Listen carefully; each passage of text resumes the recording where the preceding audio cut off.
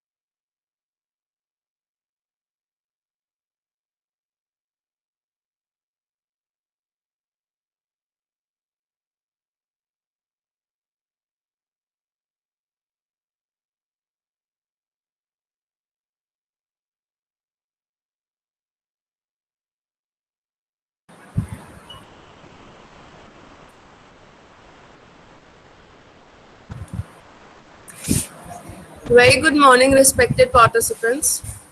I welcome you all once again to our 6 days AICT sponsors Teachers Training Program, Day 5. Thank you so much for joining us.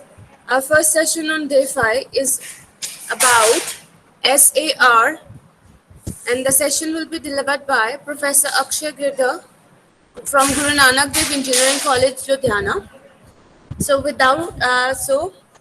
Without consuming any time, I would like to welcome and introduce our first guest speaker for the day, Professor Akshay Girdhar. Dr. Akshay Girdhar is presently Professor in Information Technology Department of Guru Nanak Dev Engineering College, Ludhiana.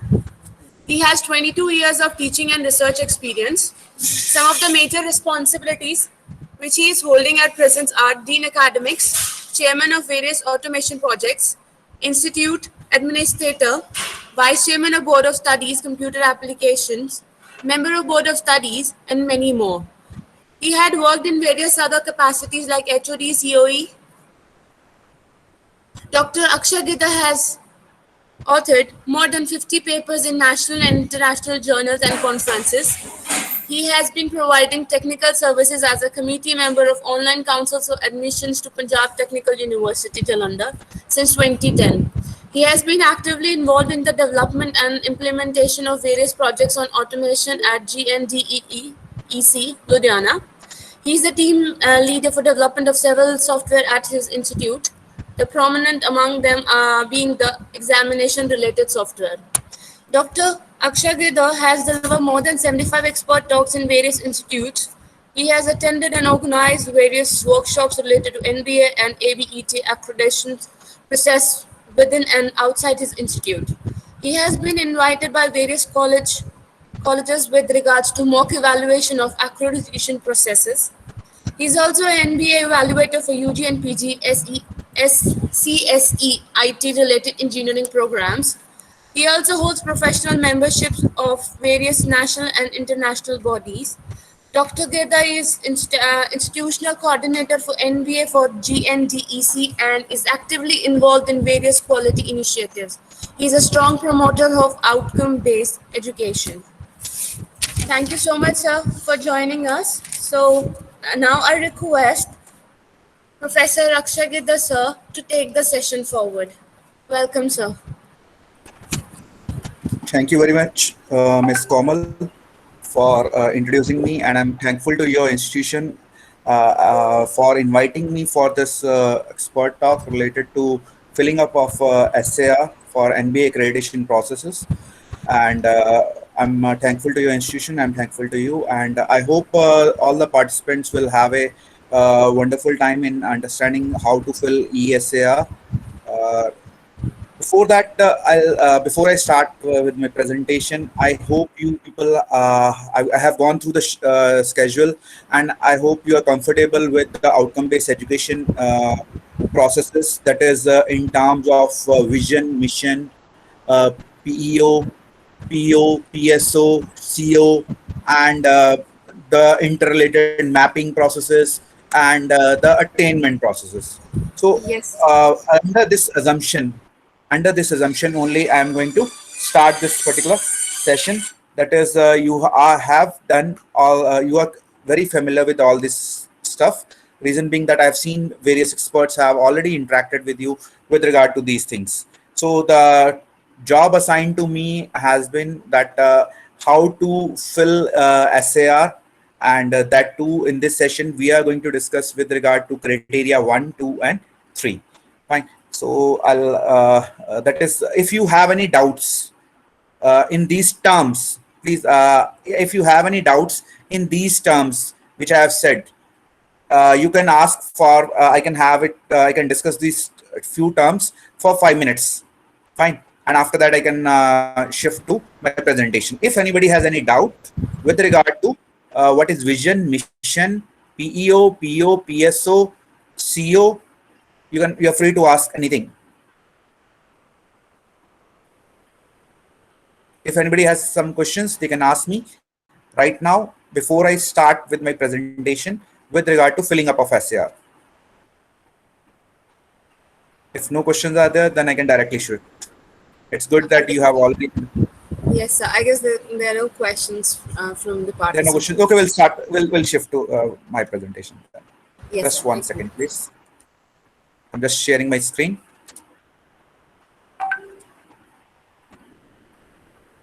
Is my screen visible?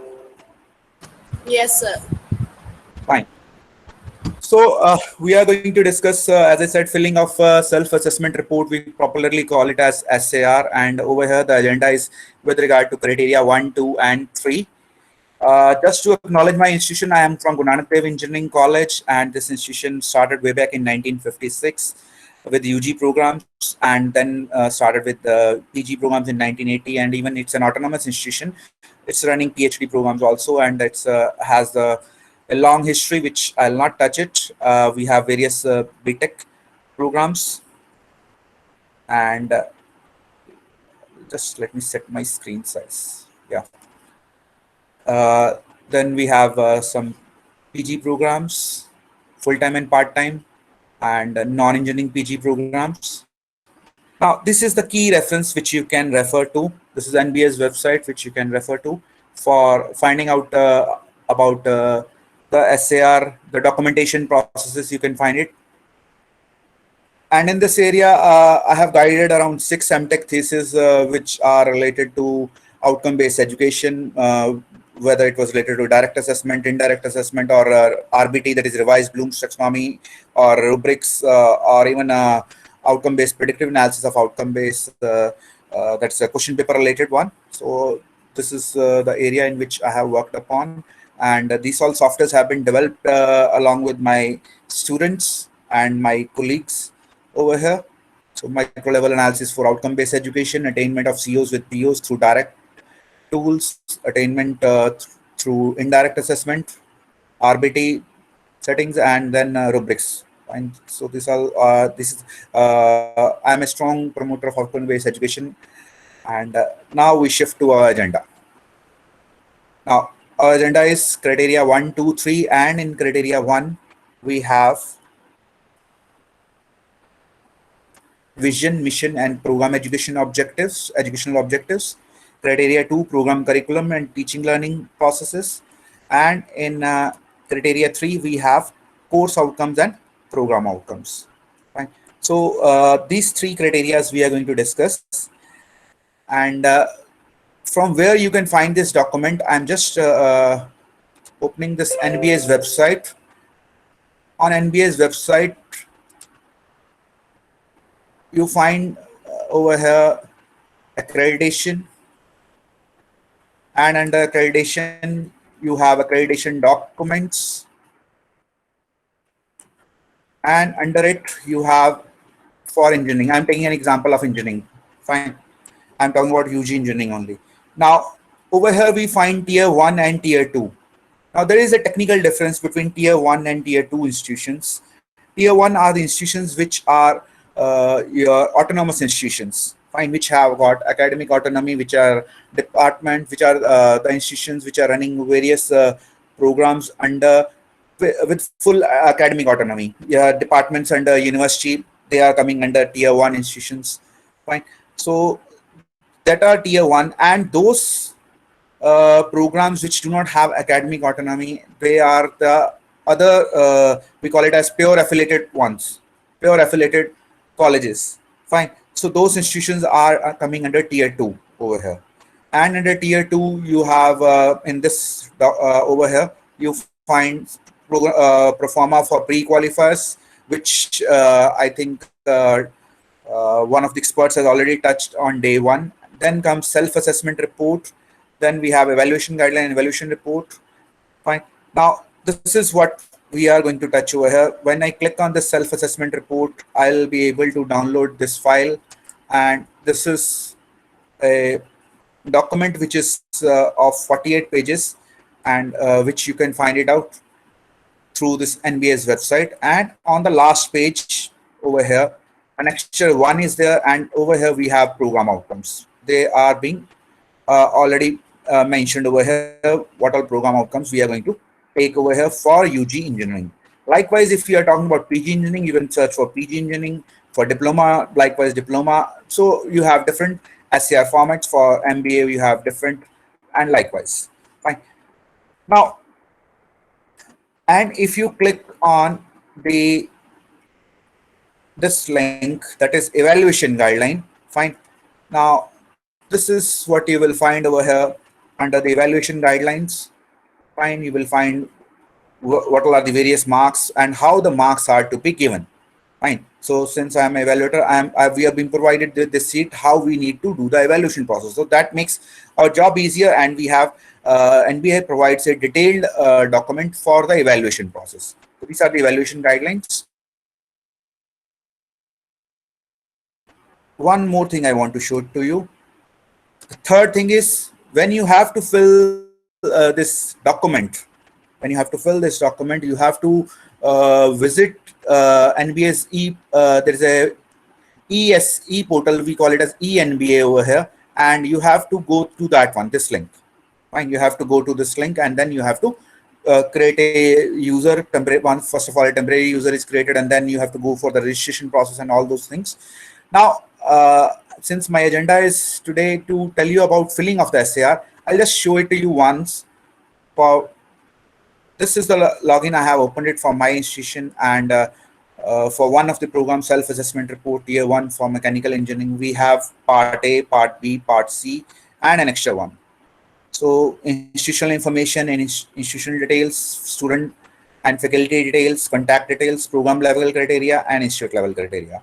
So today in our discussion, we have program level criteria. This is not a filled document.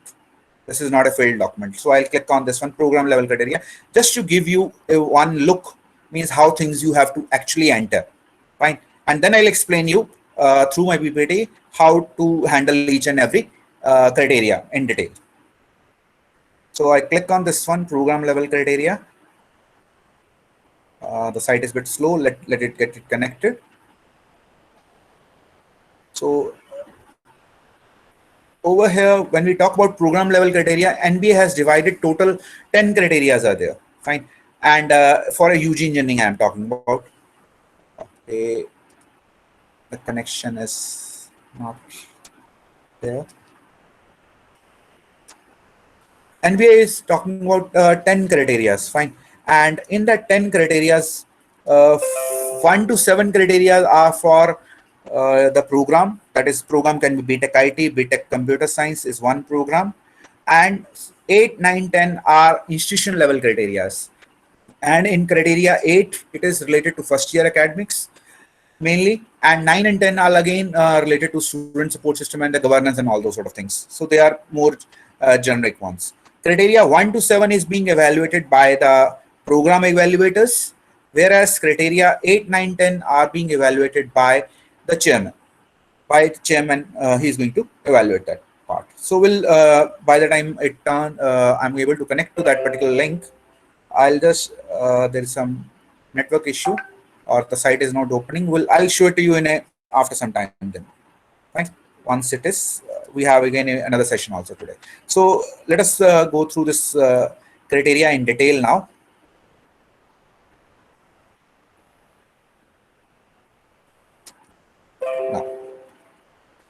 So criteria 1 for UG engineering tier 2 institution. I'm taking tier 2 case, reason being under the assumption that most of you are from affiliated colleges which are not having autonomy, and for that I have taken one scenario with regard to what all are the content what all are the things which you have to fill over there.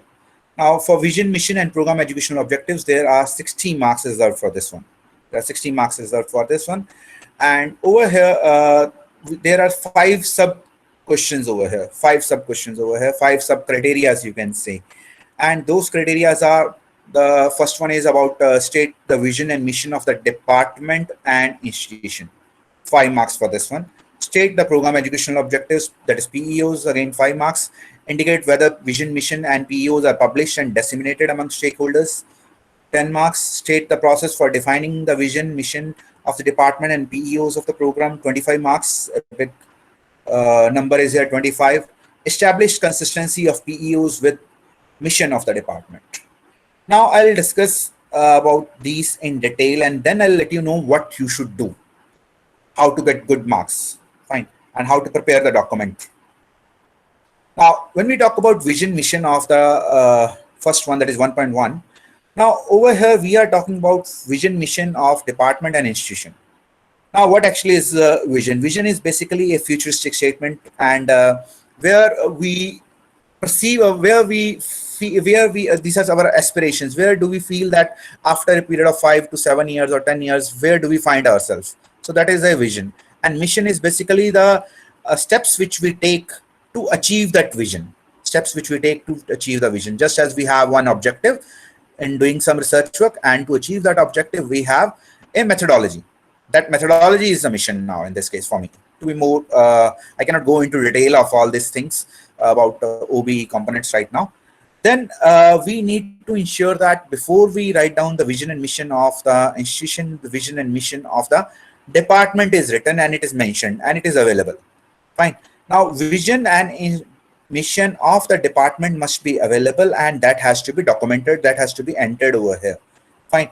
Now once the vision and mission of the department is been typed or entered in the system, fine, there is an option called as right answer when we go for the ESAR portal. Fine. So once you have written that part, then you are asked, you have to also to write down vision and mission of the department. Now vision and mission of the department and not the program. This is the common mistake which is being done. Supposing there is a department called as computer science engineering. Under computer science engineering, there may be a BTech CSC program, there may be BTech IT program, there may be MTech CSC program. Now vision and mission of the department we are talking, not the vision and mission of the programs. So please be very careful in this case. Now that vision and mission has to be synchronized. That vision and mission has to be synchronized with the vision and mission. Vision and mission of the department must be synchronized with vision and mission of the institution. And 100% synchronization may not be there. Yes, some sort of a synchronization may be there. Fine. And it is not only one department catering to the vision and mission of the institution. There are a number of departments which are catering to the vision and mission of the institution. Fine. So do remember this point. Now, over here, this is how you can get good marks. Fine. So you need to document. You need to document these things in a good way. You need to write it in the SAR, fill it in the SAR in a proper way. That where are your vision and mission statements available? Fine. After defining all those things, after defining the statements, fine, please do write this one. Where are your vision and mission statements available? Means you can find it on in the you should be available on in HOD's chamber, in faculty offices, and on your website, in student logins. Fine, in your attendance register. Means all sorts of documentation processes whichever you have, so that you are able to communicate to the stakeholders. And I'll request you all, whenever you have any FDP, fine, supposing this institution is having an FDP being organized, they should start with the vision and mission of the department, with first of all the vision and mission of the institution, and then they should talk about vision and mission of the department, so that all stakeholders all are aware of that vision and mission. So that is again a way of dissemination of the information. So this dissemination of information is very important, and this dissemination is being cross-verified by the evaluators with the students, with the stakeholders. Those stakeholders are your faculty, your the alumni, fine, industry people. So there is a way of finding it out all these things. Fine. So one should be very careful and document it accordingly. Then the appropriateness and relevance of the statements. Now these statements should be relevant, and it should not be something which is out of the box. Fine. You should not copy this vision and mission of IIT. Fine. You should see to your resources and then prepare it. They should not be very heavily loaded words should not be there. Fine. So whatever you have strengths and weaknesses based on the SWOT analysis, try to prepare it and document it over there. Fine. Then the evaluator will see what is the consistency between these statements. Is it a consistency between the vision and mission of the department with the vision and mission of the institution is existing or not? If it finds it not to be, then an observation may be there, or you may get less marks over there. Fine. So these are the things which are being assessed: vision and mission statements, correctness from the definition perspective. Even people write down wrong definitions. They write down in this way. They write down mission first, and then they say, to achieve the mission, we write down vision. It is wrong. To achieve the vision, you write down a mission. Then consistency between the institute and department statements. Fine. So this is about 1.1, how things will be, how you should prepare your document. Why I am discussing it in this way, I'm not taking it only the SAR document. I'm telling it to you. When you are aware of how the evaluator is going to evaluate you, you do your preparation accordingly. Fine. You write down all those sort of things. You prepare your SAR in that way only. Fine. Sir, small note. Yes. You told that in the department there is a computer science and IT and PG. We can write Yes, sir. mission for all the three, or all the three. No, programs? sir. If it is a single department, it is a single department, vision and mission of the department will be taken into consideration. If that department is running 3 programs, BTech CSC, BTech IT, BTech maybe another, or MCA program maybe even. Fine. So in that case, vision and mission of the department has to be taken into consideration. Not for individual program. No, sir. No. If it is not a part of the department, let us say IT department is separate, computer science department is separate, yes, then it has to be separate. Okay. Is it clear, please? Can I move to the next one? Okay. Some in our college we have mechatronics, mechanical sandwich, mechanical regular. So we can same thing we can adopt it, or we have to write it different. Are they in the same department? Both the programs being run by the same department. Same department? Yes, sir. It has to be. It can be one vision and one mission statement. Means one set of statements for vision and mission. This way, Dr. Prashant.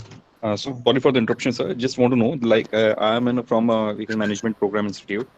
So we have law college, we have pharmacy, we have MBA as well. So the management department. So overall institutional mission vision is something else, and we're talking about departmental. So that was supposed to be different for different department as compared to. I mean, am I right, or is there any correction? Yes, sir. You're perfectly right, sir. Institution vision is separate and department vision is separate. Under department, so department you may have should a number of programs. Yeah, that was supposed to be consistent. You can say in consistency with the institution's mission vision, which we developed for exactly. Department. Yes, sir. Very true, sir. Very so true. whether there is any correlation between institute vision and mission with the department vision and mission? See, sir, over here, the correlation value is not required. Fine, it has not to be mentioned. It is left to the evaluators. Fine, it is left to the evaluators how do they see the things. But I'll suggest you there should be some mechanism. They may ask you in general, how are you handling, what is the correlation which you feel? Fine, they may ask you, but as per this documentation process, it is not required. You need not write down any metrics over there in terms of correlation values over there. Understood, sir. And one thing you should keep in mind, all programs cannot work to the catering of the vision and mission of the institution. Fine. Some programs may work, fine, to cater to some part of the vision and mission. Some may not work. Fine. So this is left to the wisdom of the evaluators, and they understand these things. Different branches are there, and different branches are catering to the main component. Shall we move to the next one? Yes, sir. Okay, sir. So next is the state program educational objectives. So over here, I hope you are clear with the definition of program educational objectives. Now over here, we need to see that for program, the program for which we are applying. Let us say you are applying for BTech Computer Science. So for that BTech Computer Science, you will formulate 3 to 5 statements. Fine. And those 3 to 5 statements will be based on how do you formulate this one. I hope one of the experts has already discussed how to formulate this program education objectives. Now those 3 to 5 statements you have to document over here. Fine. And we will number them as PEO 1, PEO 2, PEO 3. Fine. So over here, program education objectives are nothing but, I'll just give you one or 2 minutes for this one. Program education objectives are nothing but they are the broad statements which refer to the career and professional accomplishments of a candidate over a period of 2 to 4 years of graduation. Fine. So once they have graduated, then only we start finding out whether these things have been achieved or not. It is not that we need not keep a contact. We need to keep a contact also with the students. Now, One more doubt, sir. Yes, sir. Here you are mentioning the program seeking accreditation in the sense, suppose Electronics and Communication Engineering Department is one program. Yes, sir. Okay. Okay. Electronics and Communication is one program. Electronics Engineering is another program under Electronics Department. So they need to write down separate program educational objectives. Fine. Okay. And I cannot right now discuss under what all domains you should write it down because that is a full-fledged OB part. Fine. We are discussing about how to document it. Fine. So if you have few doubts, I can handle it. But how to write down PEOs, it will take another 1 hour or 2 hours time because I enter into too much details because these has to be discussed in too much detail again. Fine. So I assume that you are aware of these terms. Now over here, availability and correctness of PEOs. Fine. Now over here, what as an evaluator, what we find is at times the mechanical department and IT department writing the same PEOs. Fine. They cannot be same. They cannot be same. Fine. Please do keep in mind. Those statements are broad, though they are required to be broad, but they are to be program specific. Please keep in mind. Fine. So accordingly, please formulate these statements. NBA has given 5 areas under which you can formulate these PEOs. That is a suggestive model. Fine. That suggestive model you can refer, might be somebody has already covered it. So you can keep those things in mind and then prepare it. And writing a PEO statement is very, very important, very meticulous task. It is to be there. What students will achieve over a period of time. Fine. It is in a way, I'm using some informal language. It's a promises which we are giving to the student. Fine. That you are entering into my program, and after a period of 2 to 2 years of graduation, you will be able to achieve this one. Fine, it's an indirect promise over here. But thank God in our country that promise is not as covered under law. Otherwise, we all teachers would have been behind bars. Then, next is indicate where vision, mission, and PEOs are published and disseminated among stakeholders. So this is the dissemination part. So you need to disseminate, you need to document it where all you are disseminating this information. Just as I have already explained it to you, this dissemination part you will mention over here, and detail process which ensures awareness among internal and external holders with effective process implementation. Now, a term over here is process. Now, process is basically a term which is used with regard to creation, notification, and implementation. I'll repeat it. Process is with regard to how do you formulate the process?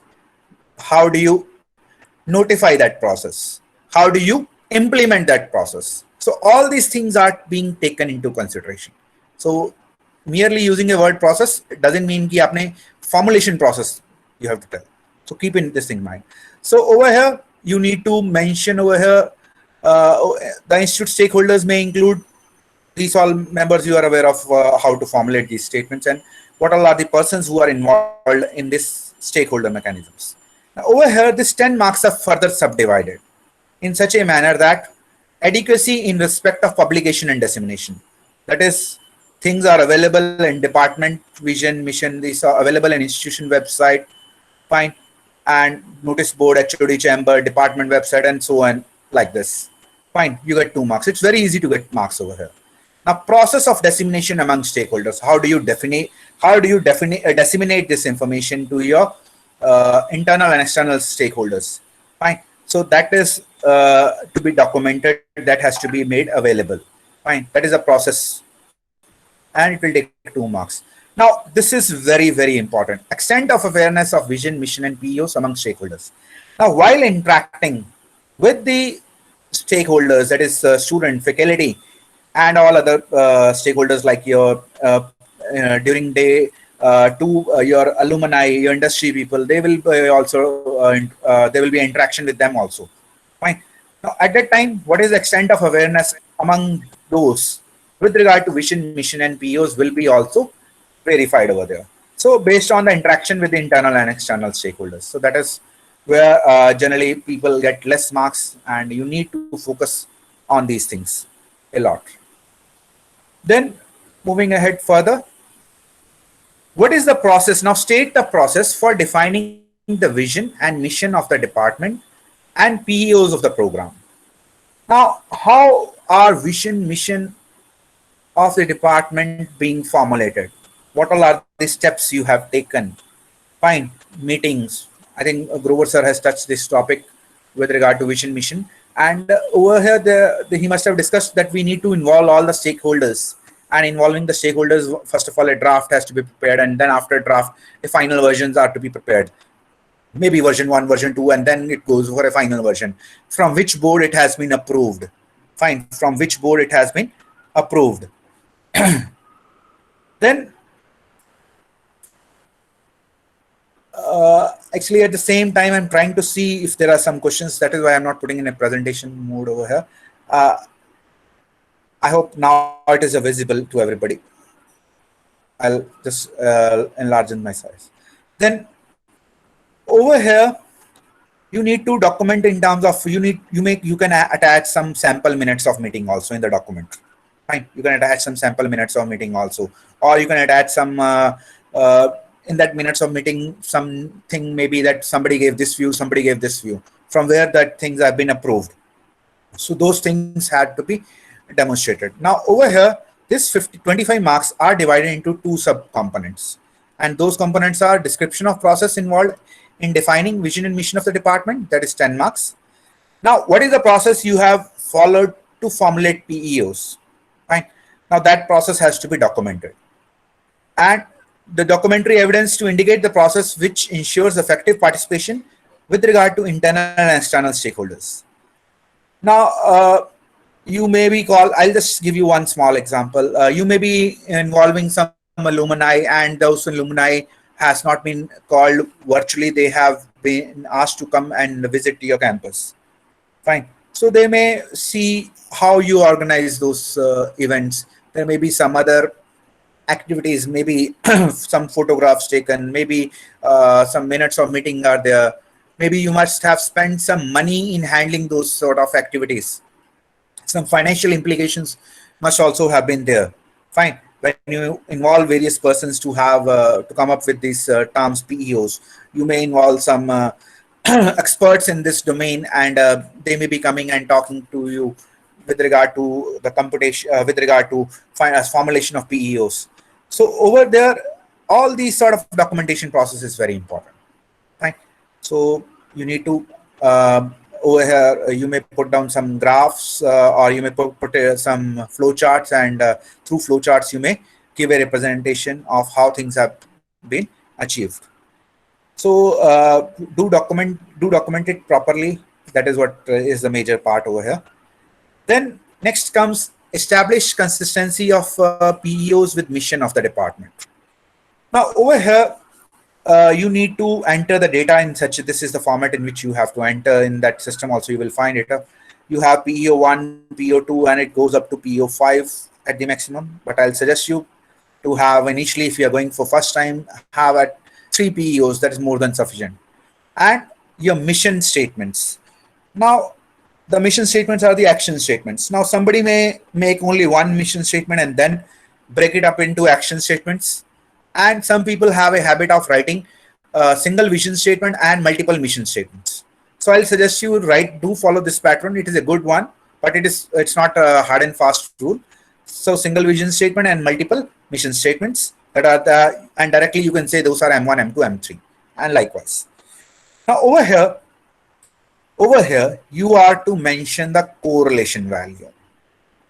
And that correlation value can be 1, 2, and 3. 1 for low correlation, 2 for medium correlation, and 3 for high correlation. Or you can call it as slow, moderate, and substantial respectively. Now, this is the area where we find people just do the mapping, but they do not write a justification. Fine. So you need to write a good justification why you are saying this is having correlation value 3, this is having correlation value 1, this is not involving anything, and those things are to be mentioned. Those things are to be mentioned in the report. Now, what I am saying is those things are to be mentioned in the report. The correlation, the evidence related to it, that is the data. The evidence, that is the data related to the correlation, may not be attached at that moment. That can be verified by the evaluator when he comes and visits your department. Fine. So at that time he can verify that part, but you have to do this thing, and this is the place where people generally lose marks, maximum marks. Fine. So over here, just having a preparation of a matrix of PUs and elements of a mission statement, preparation is there, 5 marks. Consistency, justification of correlation parameters of the above matrix, 10 marks. So justification of each element, whichever has been mapped, that is very, very important. Fine. So this is about your criteria 1. Now you can ask me anything related to this one from criteria 1 if you have any doubt with regard to filling up of SAR. So total 60 marks. Fine. And we have a breakup available.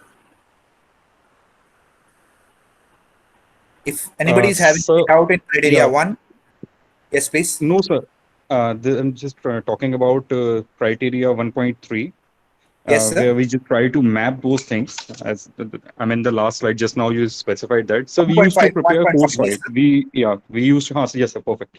So what we used to do in our department, we have course files. In that we have departmental PEOs and COs. We just try to have the mapping of that as well with justification, as you told me. So is it the same? I mean, sir, once again, PEOs with COs? Yes, sir. Course outcomes. Okay. From the side of faculty, as I'm there in department, and we need to prepare course file for each subject. Yes, so I'm sir. talking about that. So the same activity is supposed to be there with the department level. I mean, jo aapne bata rahe hain, this met. Sir, see, this has to be there at the department level, and this you can place it in search for dissemination purposes. Fine. Okay. So you can provide this single sheet. Fine. and with the justification to each and every faculty member also, so that they are also clear about each and everything in detail. Okay. Thank you. Any other doubt? Any other doubt in this?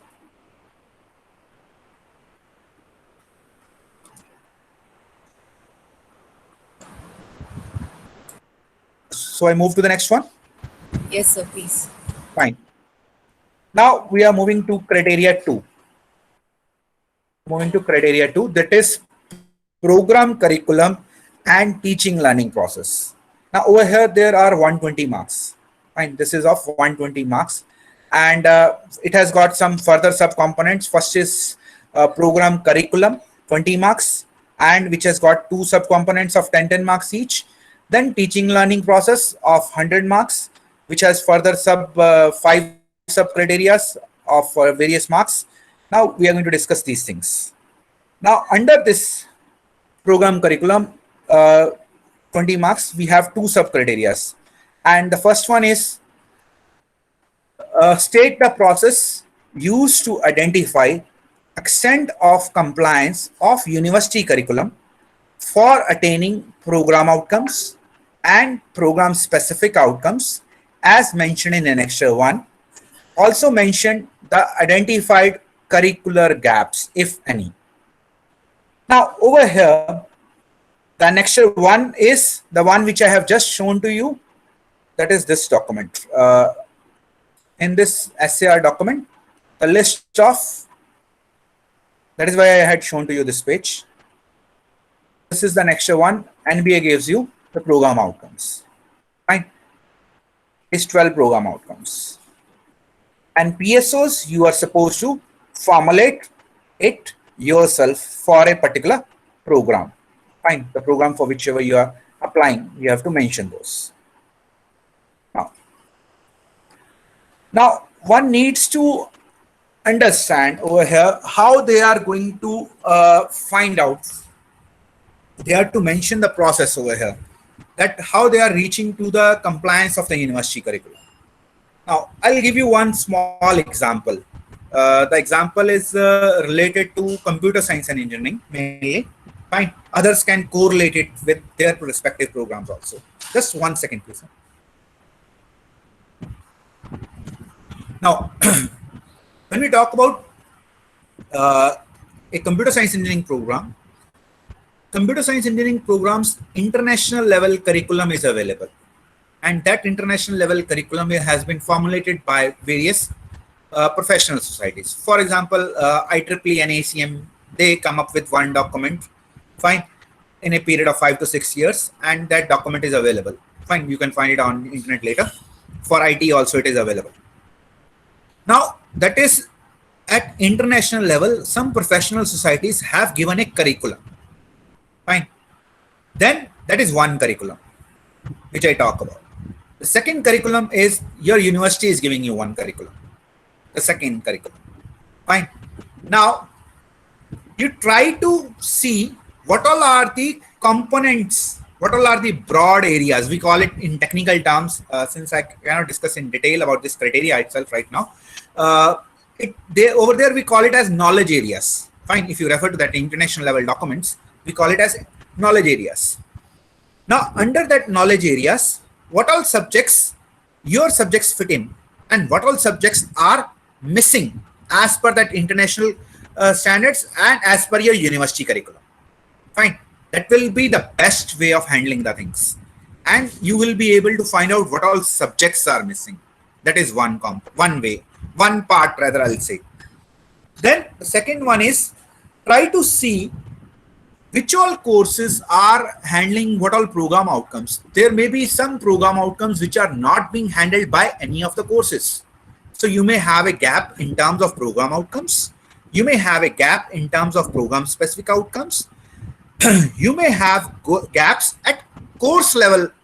Fine. When you compare your course with your university course with the standard international level course, you may find some gaps. or some gaps may be there within your internal committee, internal department level. People may think that these are the gaps which are not being covered, which should be covered for the student. That may be acting as a bridge course, or that may be at an advanced level. So that depends upon you how you handle it. You may involve industry, fine.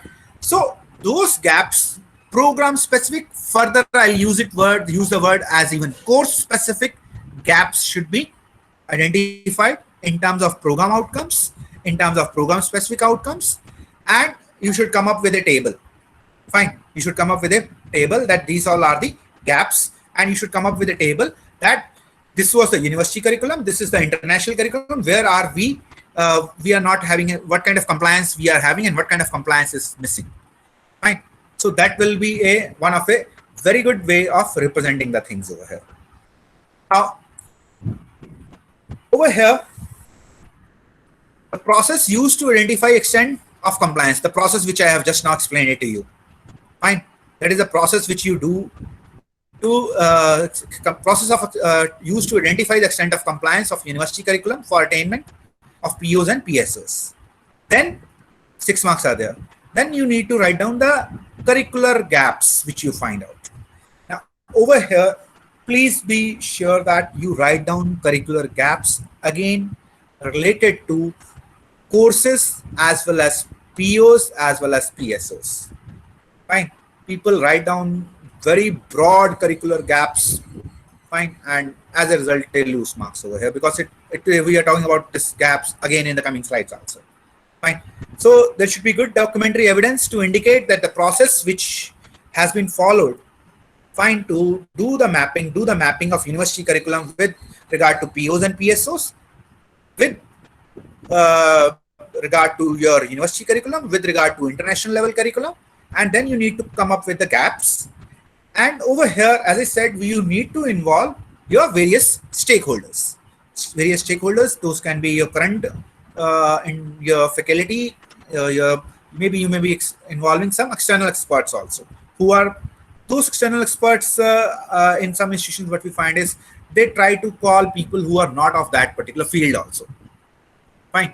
If somebody is from a specialization area of data mining and he is asked to give his contribution in terms of some other subjects which are not at all related to that domain, then it becomes a point of question. So please try to involve subject experts, that is module experts. A group of similar subjects is called as a module, and you may involve some module experts also. Fine. And those things are to be documented, and those are to be mentioned, and then the evaluator will be able to understand how you have reached to that part. Then next is 2.1.2, state the delivery details of the content beyond the syllabus for attainment of POs and PSOs. Now, once you are saying there are some gaps, now once a gap is there, that means you need to say that you are going to cover it in some way or the other. Fine. You have done that mapping and you have said that these all are the gaps. Now, how do you do that? Content beyond syllabus, CBS. Now, those can be taken up by various ways. Fine. You may involve some industry experts, you may involve some academia, you may do it yourself, you may have your fellow colleagues. Fine. You may have a mechanism of self-learning, you may have a mechanism of peer learning. Fine. So you may go explore various options. So you may have a mechanism of a student going through a MOOCs course. Fine. So there are different ways. Fine. So provide the details of additional course or learning material, content, laboratory experiments, projects, etc. that are arising from the gaps which have been identified. Now, from those gaps, what all things you are doing. And this is the table which you are supposed to document it over there. And this documentation table has to be there for 3 academic years, not about the current academic year. Of the 3 previous academic years, you have to make 3 tables. You have to enter data like this. Now, gap, what is the gap you have found? What is the action taken on that? On which dates you have taken? Resource person with designation, if somebody is involved like this. Percentage of students who were involved in this exercise, and what is the relevance of POs and PSO. Fine. Now, please ensure that whenever you are suggesting there are some gaps in your curriculum, fine, and you should document it and send it to the affiliating university. You need to send those gaps in the affiliating university. Just producing those letters that these all are the things which have been shared with the university about these gaps, that will help you in fetching some marks. So steps, these are 10 marks, how they are being divided. Steps taken to get identified gaps included in the curriculum. Whether it has been included by the university BOS or not, that is a separate question. Fine. But what efforts you have done, your efforts are going to matter. Fine. And that documentation process should be available. It should be sent through proper channel to the concerned university. Maybe through maybe sending it to a dean academics directly, maybe sending it to the chairman BOS directly, maybe sending it to registrar and to the principal. So there may be n number of ways. Fine. But it has to be well documented. Then what are the delivery details of content beyond syllabus?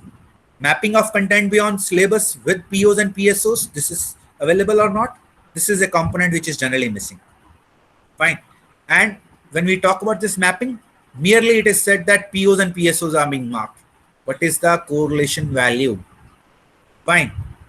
What is being done? And is the content beyond syllabus? For a good practice, I'm talking about. I'm talking about a good practice for your institution, if you can start with. Content beyond syllabus, is it being evaluated or not? Fine.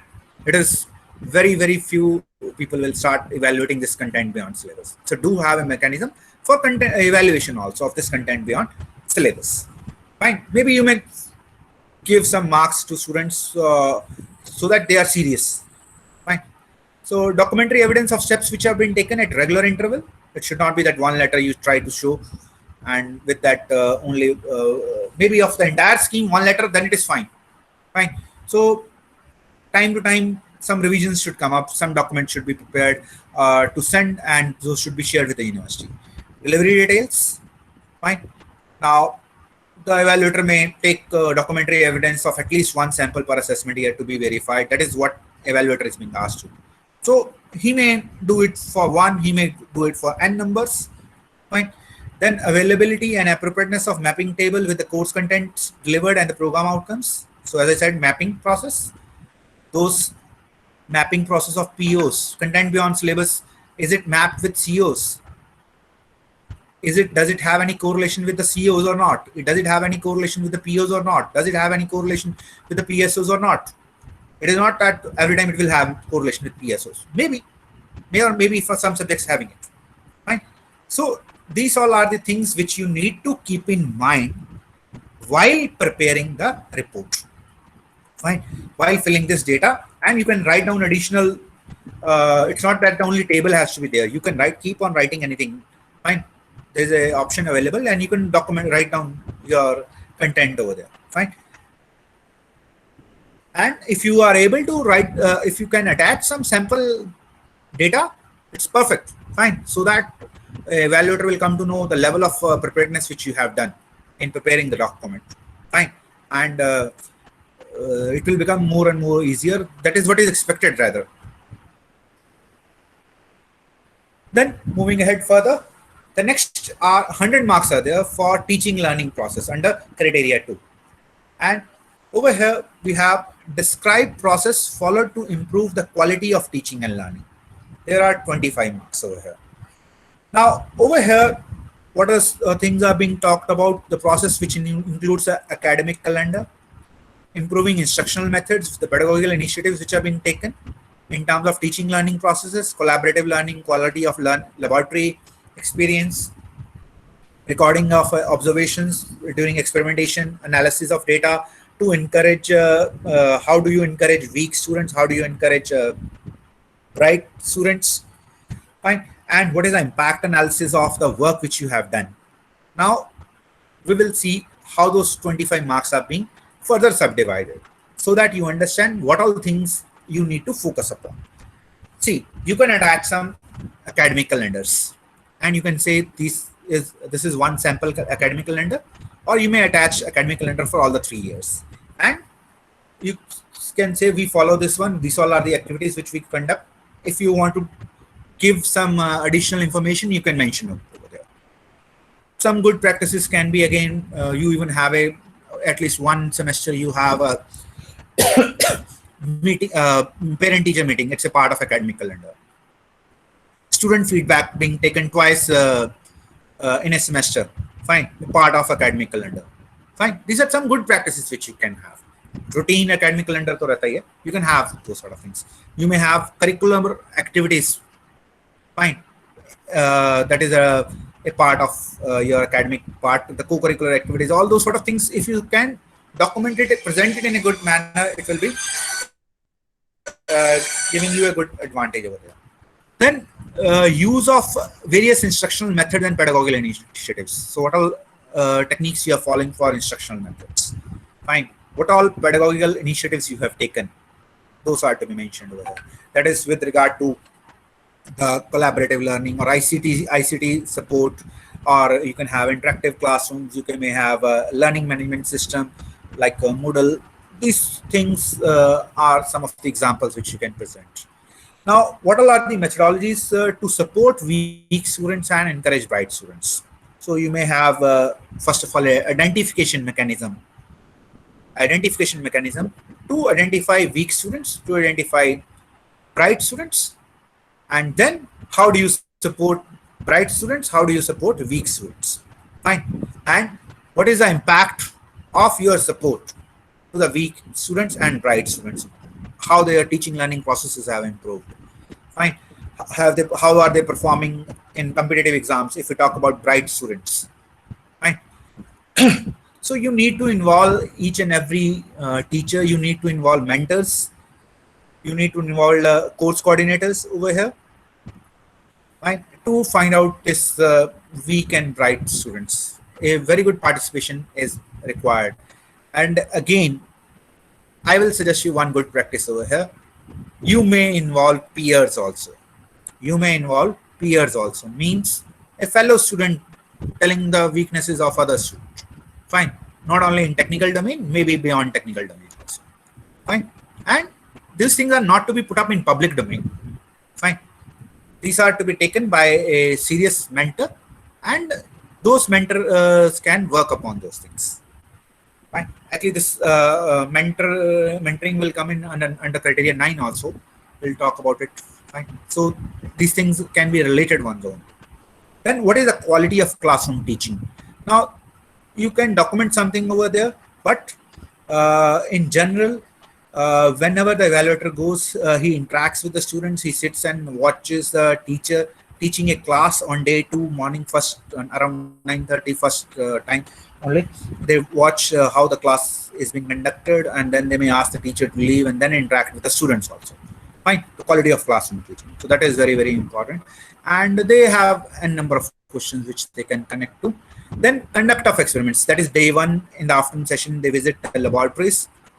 The evaluator visits laboratories, and those laboratories are being seen, and the students are being interaction with the students is being done over there to find out how experiments are conducted, how the readings are taken, how debugging is being done, what all softwares are there, all sorts of things are being taken care of at that time. Fine.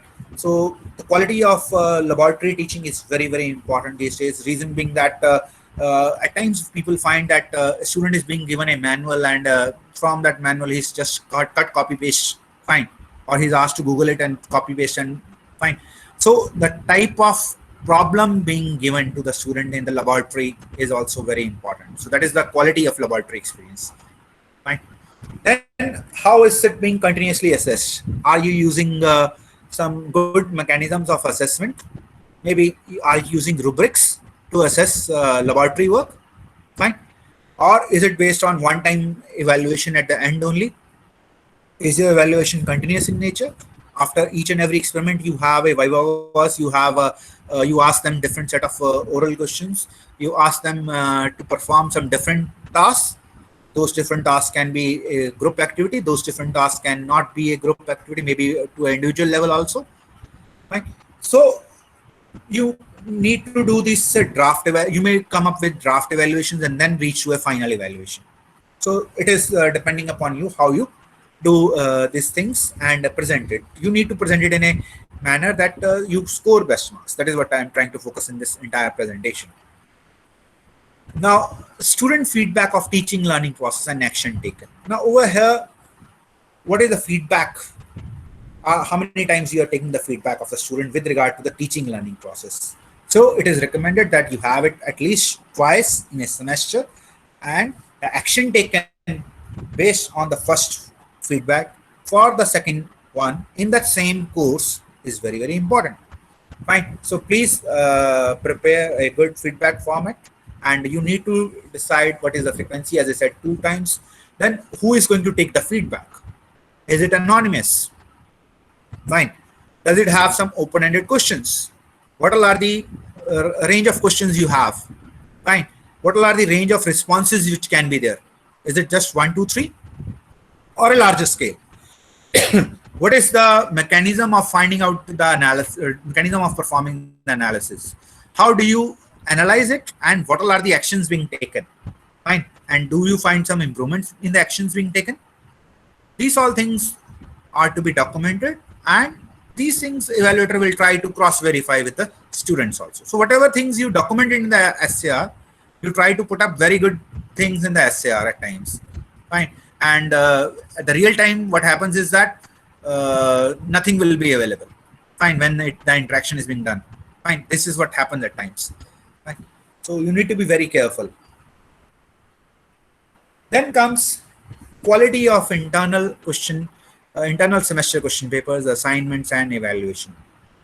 Now, your question paper, fine, your question paper must not be a simple question paper which is consisting of very broad things which is not covering in-depth of the course outcomes, and it is not covering RBT levels.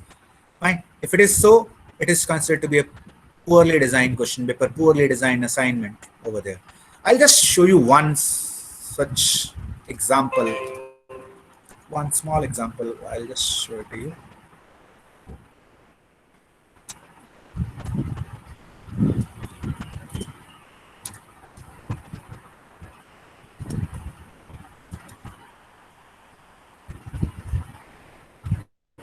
So this is how we are working in this area. We have a question paper in this fashion, that is lots and hots question, 6 question in mid-semester exam. I'm talking about mid-semester test.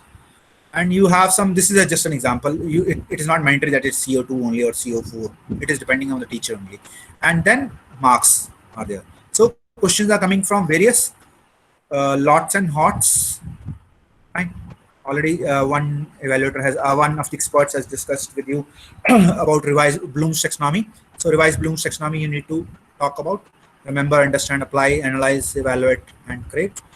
Now, what has to be focused over here is that you should not have too much of weightage or too much of content in the question paper with regard to remember. Fine. So we are not asking, we don't expect any rote learning from the student. So these sort of levels related questions should not be there. Fine. Now the process which we have followed, the process for internal question paper setting and evaluation and effective process implementation. Now it is not that I am a teacher and I prepare my paper myself and nobody does the evaluation of my question paper. Nobody does the quality evaluation for my question paper. So that question paper has to go through a quality assurance process. Fine. So that can be formulated by the department in terms of by involving module coordinator, by involving some experts. Fine. Those question papers should be evaluated. Those assignment sheets should be, the assignment questions should be evaluated. Fine. And they should be, I've just now given you one sample. Fine. So that process should be very well documented. Means how a question paper is being released to the student. What all what all challenges it goes through. Fine, what all hurdles it is going through. Means it's going through a evaluation committee and then it is being allowed. The evaluation committee may give some suggestions. Do this changes based on some observations, and that documentation will be seen. When one sees a very low quality paper and you have written that these all are the processes which you have done, then they may ask you, just show me how this paper, who has done the evaluation, how was it done, who all were involved. Means try to understand the entire level of OB with regard to the various stakeholders of the department. That too, specifically, I'll talk about the faculty over here. Then question paper validation to ensure desired standard from the outcome attainment perspective, as well as learning levels. The learning levels, as I talked about, the Bloom's taxonomy levels. Now, mapping of questions with the course outcomes, is it being done or not? The evidence of course outcomes coverage in class tests or midterm tests or even in assignments. The quality of assignment and relevance to COs. The assignments should promote, you should have complex problems. If you have gone through the program outcomes in detail, first 4 POs, you might have read complex problem. Complex engineering problem is the word over there. Fine. So the complex problems, that is the open-ended problems, where a student needs to apply his mind to solve it. If I'm a student, I may give a different solution. If you are a student, you may give a different solution. Your way of handling that problem is maybe different. My way of handling a different problem may be different. So that is the open-ended problem. So that sort of a thing should be available over there. So the assignment should be help to promote self-learning. They should have a habit of exploring the things. They may try to find out the solutions from different sources. Then you can even have peer evaluation of assignments. You may even have peer evaluation of assignments from other students also. And critical evaluation based on, again, rubrics. Fine. Critical evaluation based on rubrics. You can do it. And our students are always in search for marks, and we should try to give some do some draft evaluations. Then very, very important criteria where a lot of focus is there practically on the day 2 of the visit. That is quality of student projects, and 25 marks are there. Now, quality of the project is measured in terms of consideration of factors and what kind of projects are there, application, product, research, review, or some other areas, and how are they, are the factors like environment, safety, ethics, cost, type, are these being taken into consideration depending upon the type of the project? Now, how are the projects being identified? How is the allotment process being done? How is the evaluation process being done? Fine. What all prototypes have been formulated, and what is the final outcome? Fine. So all these things are to be seen with regard to POs and PSOs. At times, people do not formulate course outcomes of these projects. So you should come up and make course outcomes of these statements also. Fine. You should come up and make course outcomes of these projects also. Now over here, it becomes very difficult at times to give good marks over here, because a lot of parameters are there and people don't bother about this breakup of parameters. So identification of projects and allocation methodology, 3 marks. As I said, one needs to define what is the project identification method and guide allocation. It should not be one way. Fine, just one more project coordinator decides these all are the projects which we are going to do. It should involve student participation as well. It should involve faculty participation as well. It should have domain specific participation also. Domain specific participation in terms of the faculty. Then types and relevance of the projects and their contribution towards attainment of POs and PSOs. So what kind of projects are there, and how are they contributing towards the attainment of POs? Because attainment has to be computed over here also. What is the process you have for monitoring and evaluation? Are you using some rubrics for evaluation of projects or not? And those rubrics should not be holistic rubrics over there. It should be analytic rubrics over there, and detailed rubrics should be there. And what is the process to assess individual and team performance? This is again being done with the help of rubrics. Fine. Now, what is the quality of project report? Do you have a specific format of the report? Is it published on website? Fine. This is the format which you have to follow. How are the references being given? Fine. And all those small steps which are required in a good quality project report.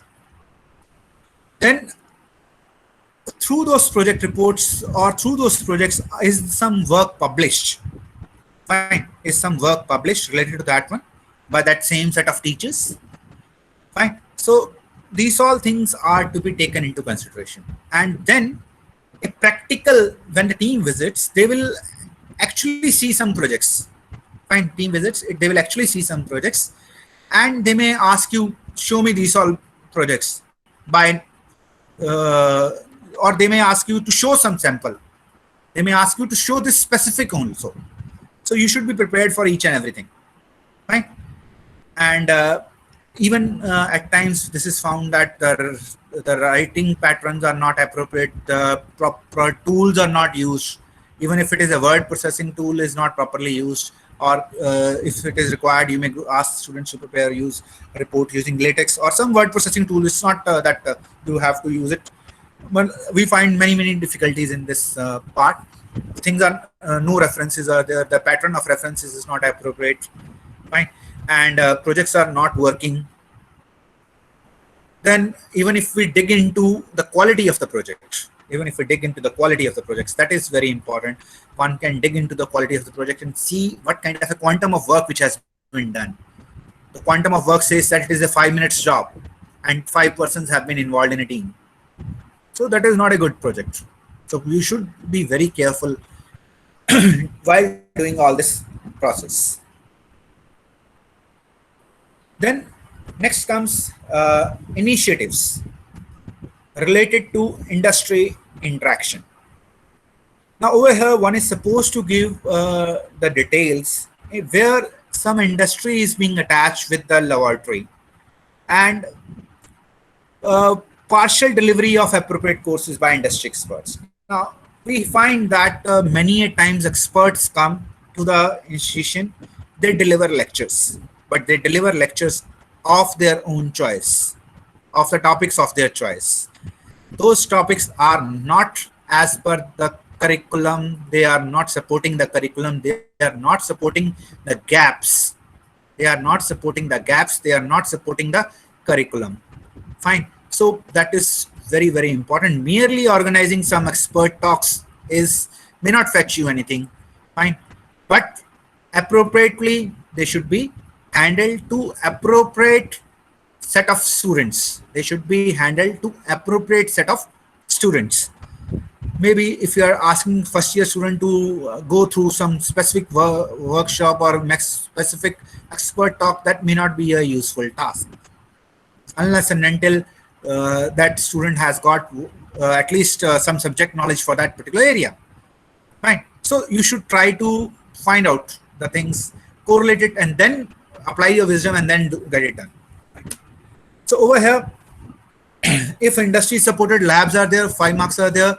If industry involvement in the program design and partial delivery of any regular courses for the students is there, 5 marks are there. If industry is involved in the delivery, design can be with regard to the gap analysis for a tier 2 institution. Then what is the impact? This is again a very important point, impact of this involvement, of industry involvement. Fine.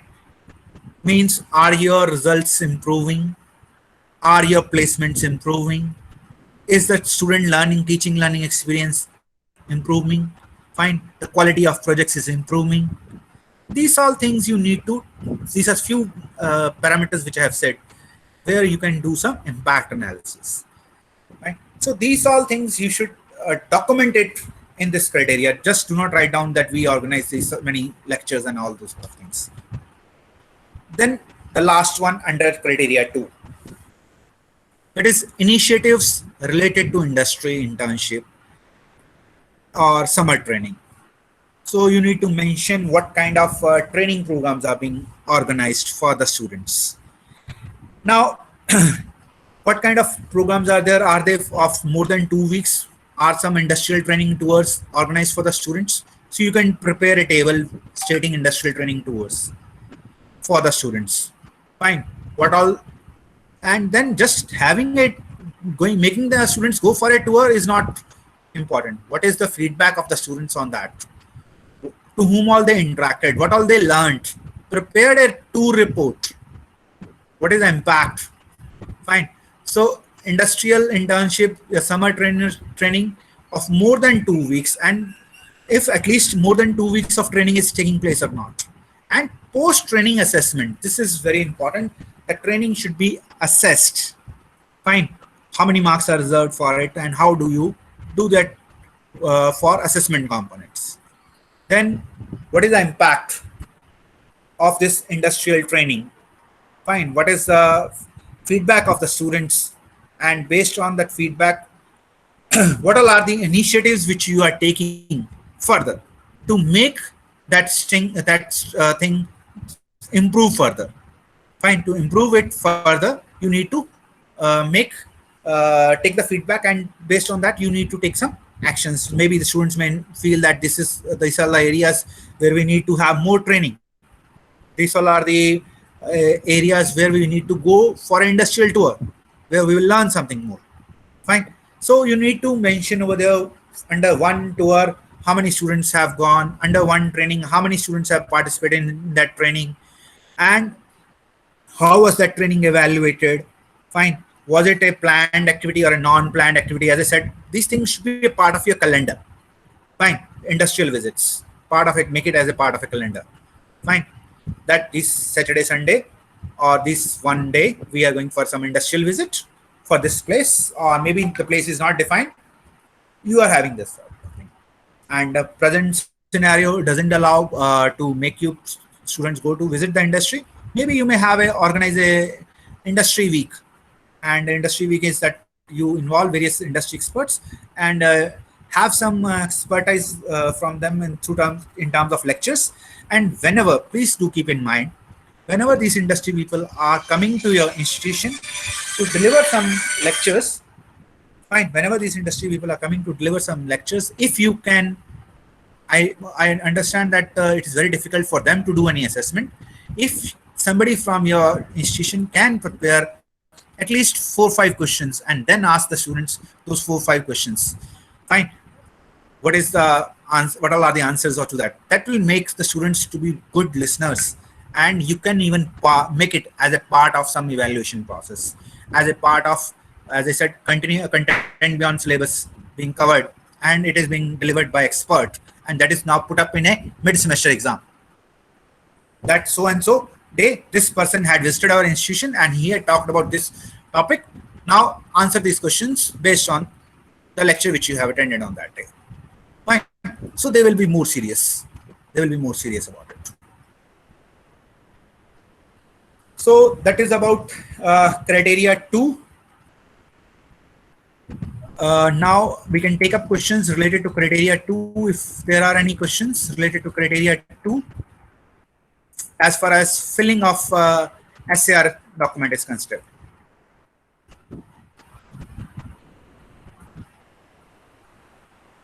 Any questions, please?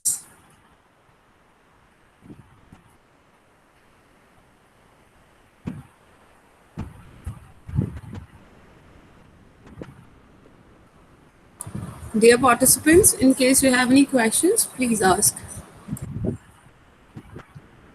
No, so thank you. You explained beautifully. Thank you. Sir, the internship may be with stipend or without stipend, or be paid. Sir, please repeat the question, please, sir. The industry internship may be with paid, with stipend, or without stipend paid. Anything may be.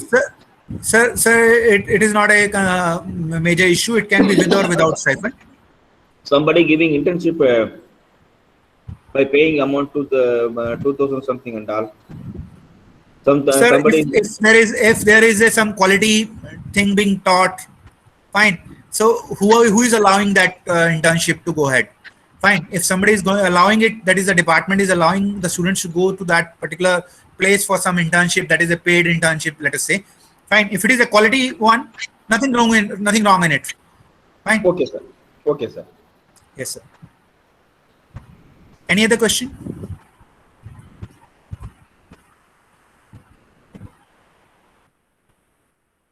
Any other question, please?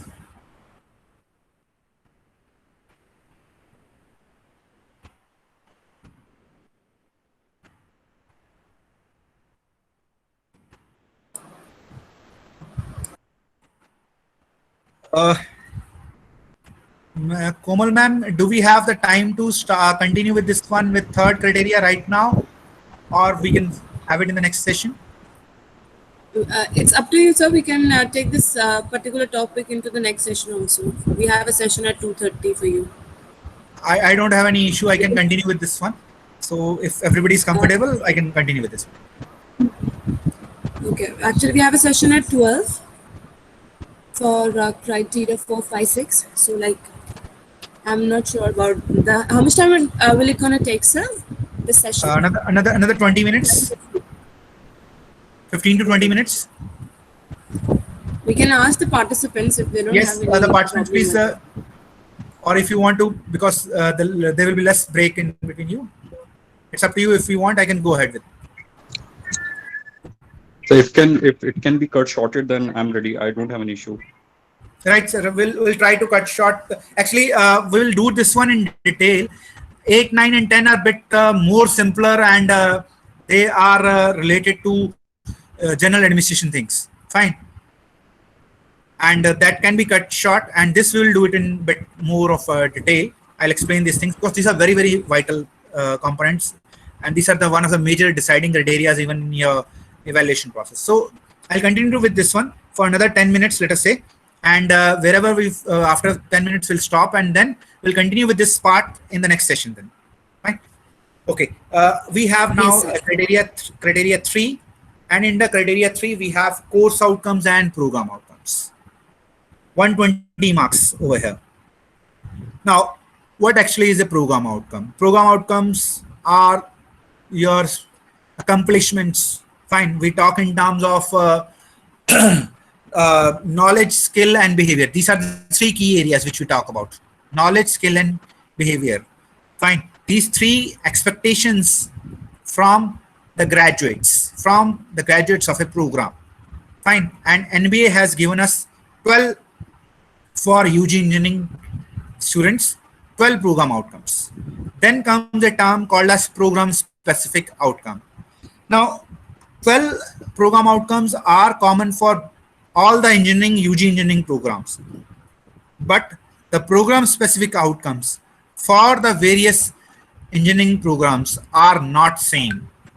That is, computer science engineering will have program specific outcomes different, IT will have program specific outcomes different, mechanical will have program specific outcomes different, but they will have common pool of program outcomes 1 to 12 for all these engineering programs.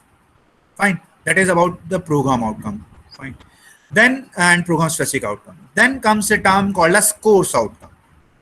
Now, what all are the abilities which student will able to have after going through a particular course? Supposing a student is going through my course of Python, and what all are the abilities he will have over a period of 3 to 4 months of during the course duration. Now, those are the course outcomes. So that are the expectations. Now, over here, you have not to formulate program outcomes. You have to formulate program specific outcomes. You have to formulate course outcomes.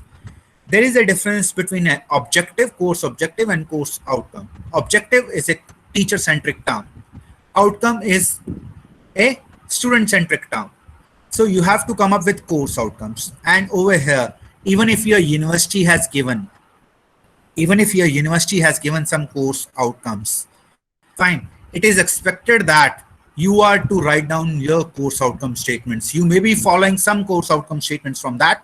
Those course outcome statements may not be good, fine, may not be of very good level, fine. So evaluator is coming to evaluate your program and he is not coming to evaluate the university's course outcomes. Fine, please keep this thing in mind. He is coming to evaluate your program. He is not coming to evaluate your university's program. Fine. So don't put a answer that we have taken this course outcomes from this source, from the university's website, from the university syllabus.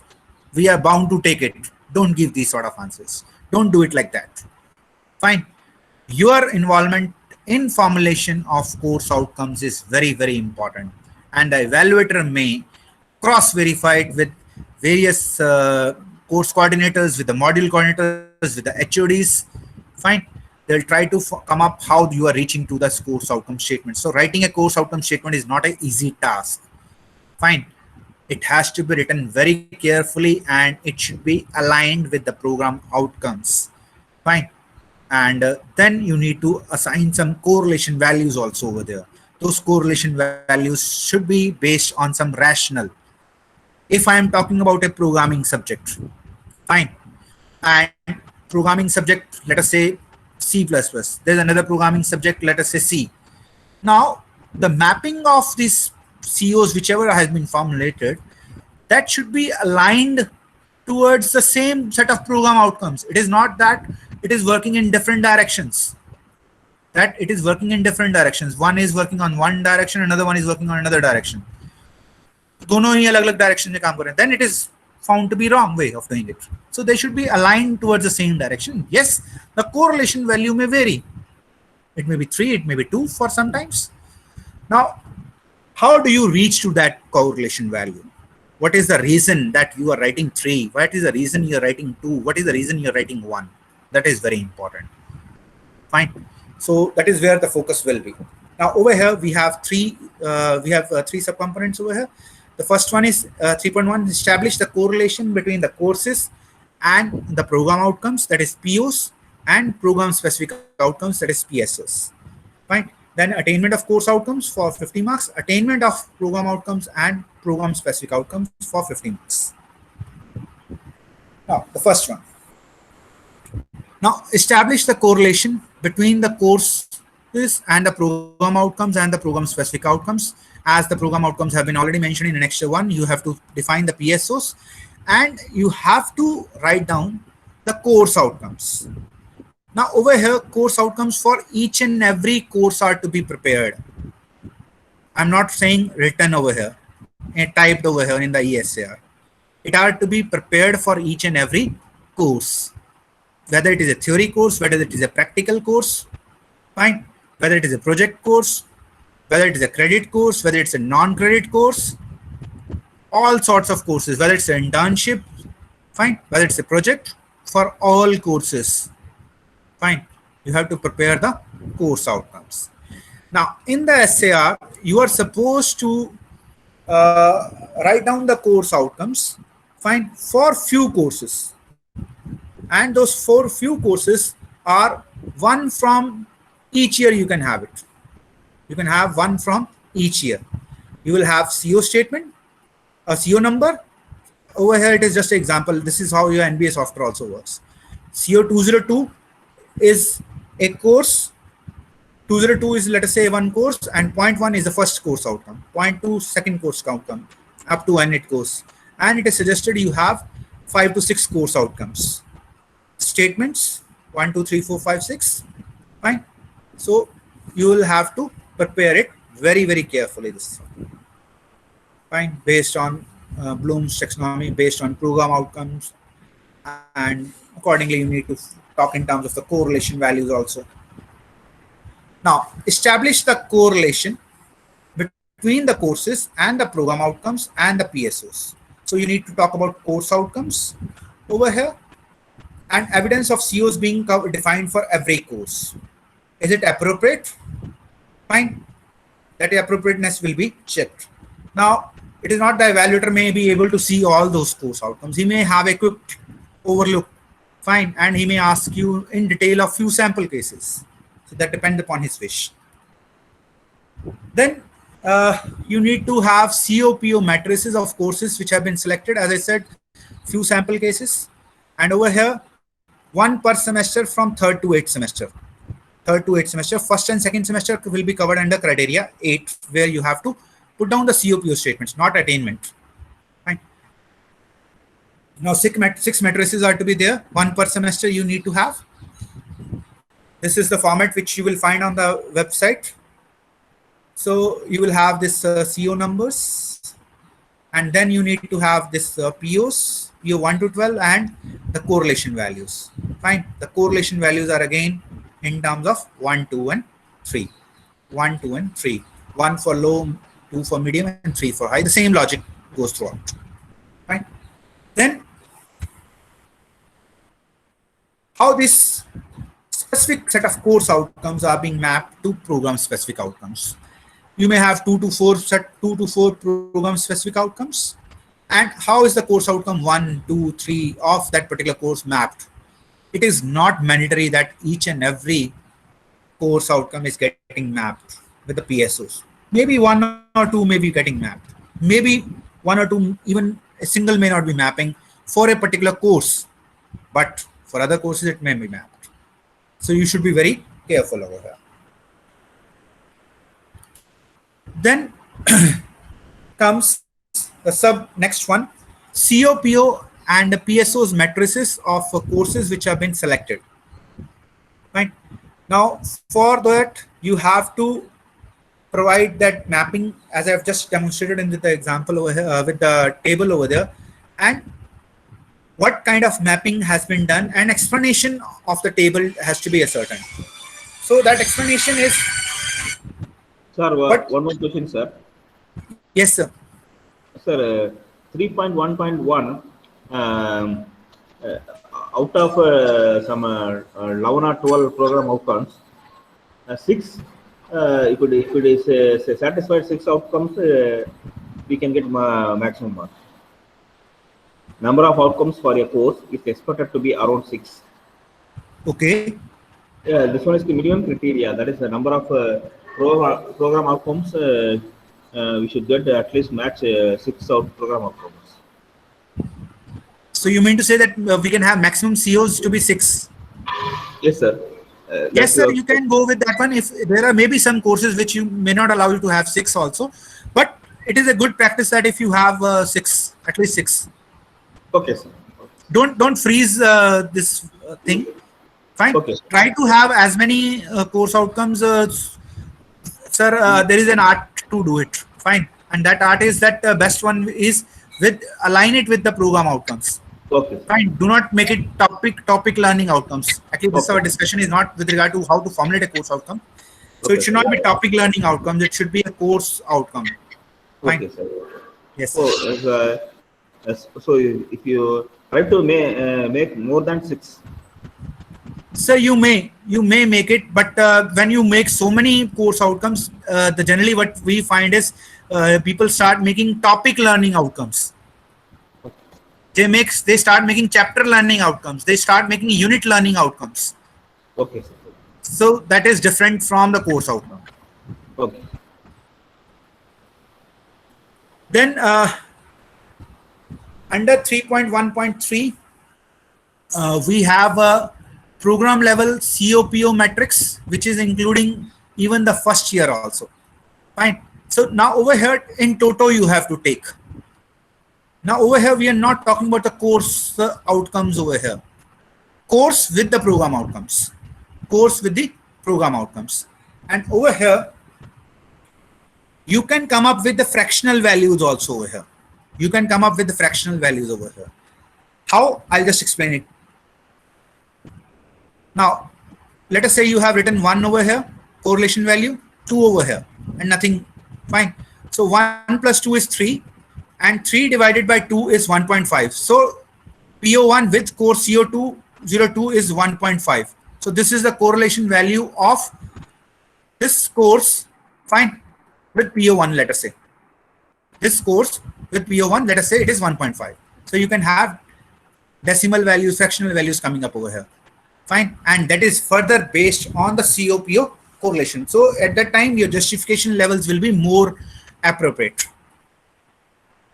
So you have to do this process for all the courses. Fine. including the first year and for a particular batch, and I will suggest you the batch which has immediately passed out. Do it for that entire complete batch.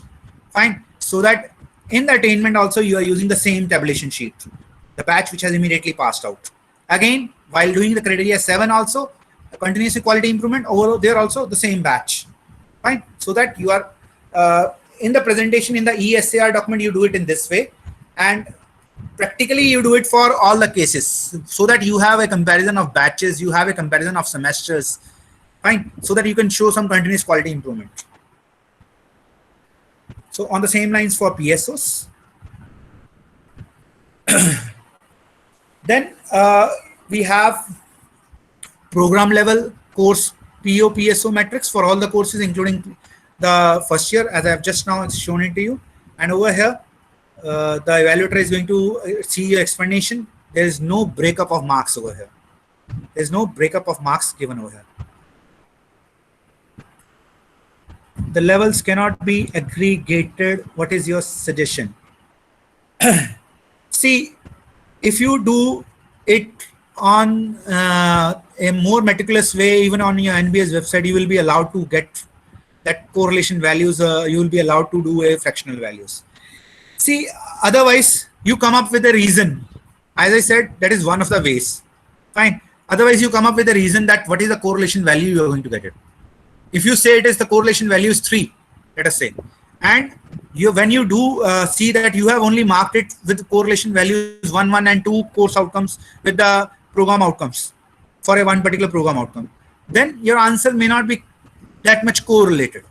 Fine. So it depends upon your wisdom, how you handle it. I'll suggest you, you can, this makes the life easier. This makes your life easier if you are able to find a correlation. Fine. So it will help you, and based on that correlation, again, you can find out the attainment, the level of attainment you are having. You can correlate many things. Fine. So it becomes much easier when you do it in this way. Rest, I cannot bind it to you in this aspect. Fine. And NBA doesn't bind in OBE to any of the institutions to do it in this way only. Fine. So mapping to be, in this case, the mapping has to be verified for at least one course per study of the program, and it depends upon the evaluator how many programs he wants, how many courses he wants to verify it over there. Then comes the attainment. So this we will have a discussion on this one in the next session. Fine. We'll stop over here, and up till this part, if you have any doubts, you can ask me anything.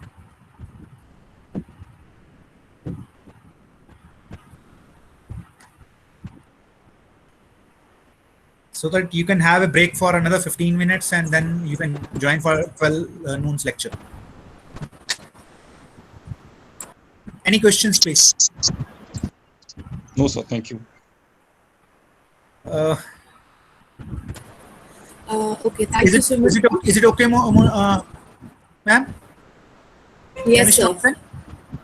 Yes, sir. Right, ma'am. Then we'll stop here. Thank you so much, sir. Okay. Thank you so much, sir, for this training session. Dear participant, we have another session from Professor Akshay Girdhar, sir, at 2:30. And our next session will begin at 12:05. Thank you so much.